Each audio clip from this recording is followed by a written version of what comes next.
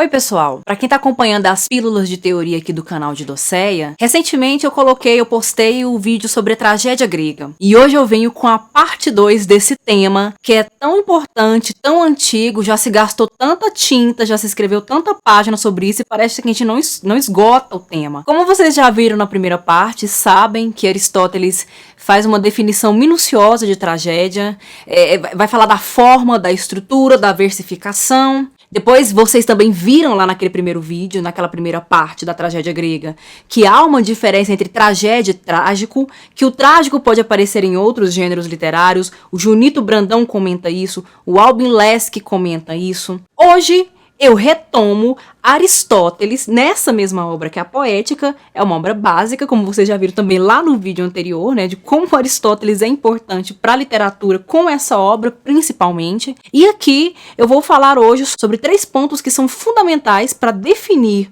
a tragédia para Aristóteles. O primeiro diz respeito à necessidade de verossimilhança, o segundo diz respeito a reconhecimento e peripécia, e o terceiro diz respeito à produção de catarse. O primeiro, que vai falar de necessidade de verossimilhança, é bem óbvio, é bem básico para quem já leu Aristóteles. Talvez quando você ouvir falar vai parecer óbvio, mas faz sentido, porque se provavelmente ele está falando disso, é porque provavelmente tinha gente que estava fazendo algo diferente disso. O que é necessidade e o que é verossimilhança dentro de um texto que tem um enredo, que tem uma história para contar? Necessidade é colocar dentro da história tudo aquilo que é necessário, tudo aquilo que é importante. Ora, se eu tenho uma peça como Édipo Rei mata o pai, casa-se com a mãe e gera aí uma próxima geração também amaldiçoada pela maldição dele, não tem por que eu inserir no meio da história, no meio desse acontecimento, um caso tórrido de amor, um romance que desvia completamente a atenção do espectador e do leitor para os fatos envolvendo essa desgraça do Édipo. Essa necessidade está ligada, está relacionada com a questão da verossimilhança. As coisas têm que acontecer dentro de uma ordem lógica, tanto interna quanto externa da obra. Aristóteles, inclusive, vai criticar o problema da verossimilhança ao falar da peça Medeia. Medeia também é uma tragédia, da qual gosto muito, que conta a história de uma mulher, a Medeia, que se casou com Jasão. Depois de conseguirem obter o velocino de ouro, ela ajuda o Jasão, e o Jasão a troca por uma mulher mais jovem. Ela fica revoltadíssima, ela fica nervosíssima com isso, mata os 2 filhos que teve com Jasão, e aí no final, no desfecho, o carro do deus Apolo vem para socorrê-la. Não houve menção ao deus Apolo, a esse carro antes, ele simplesmente surge do nada, é o deus ex machina ou ex machina que o Aristóteles critica, ele condena aqui dentro da Poética. Então,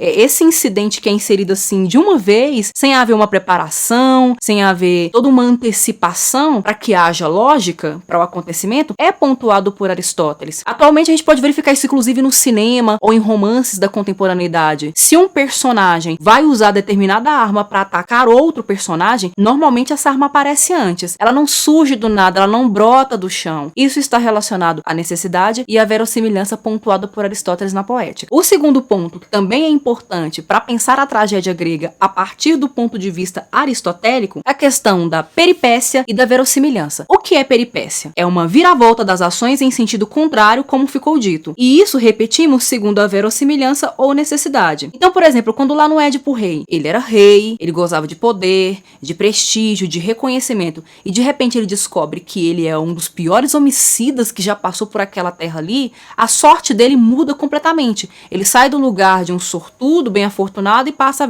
a ser um azarado, um desgraçado infeliz. Essa mudança abrupta de situação corresponde à peripécia. E o reconhecimento?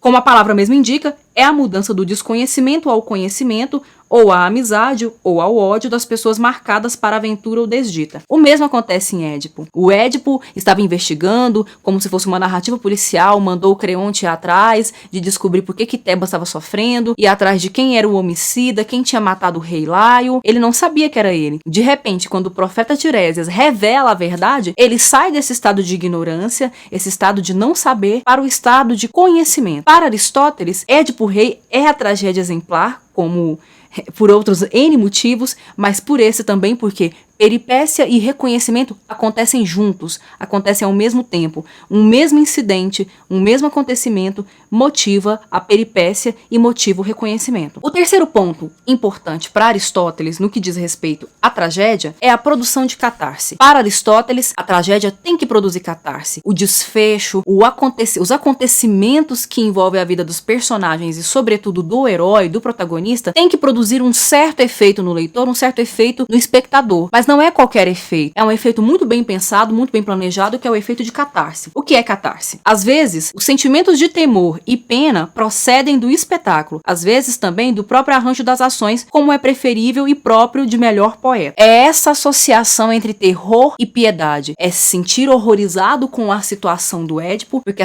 a situação dele, que acontece com ele, é algo que realmente nos perturba, é mórbido, é apavorante, mas também é sentir pena, é de conseguir se colocar no lugar dele e pensar: pobre Édipo, não era uma pessoa ruim, não merecia passar por isso. Bem, eu espero que com essa segunda pílula eu tenha ajudado a sanar mais algumas dores de cabeça que você possa ter com tragédia grega.